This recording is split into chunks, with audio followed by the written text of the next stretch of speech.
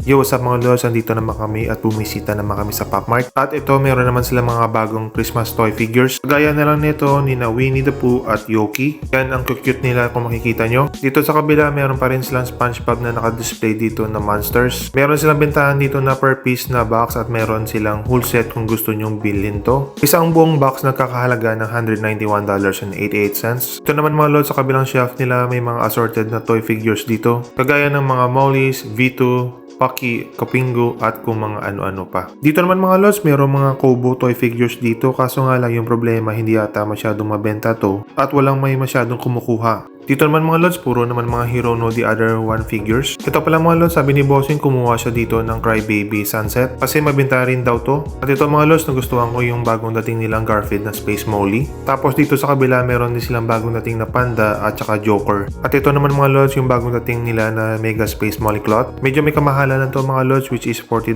siya plus tax. At yan mga lods, yung mga chikitings ko, meron naman mga nakuha dito na Space Molly na Series 3 at saka yung Crybaby Sunset ni Bossing. Isa na kasi sabi sa akin ni Ana yung paborito niya mag-unbox ng Space Molly. At yan si Scar humahawa at sumasabay lang talaga sa atin niya kay Eliana. Ubos na rin pala yung mga stocks ng Series 2 na Space Molly kaya yung Series 3 lang nakuha namin.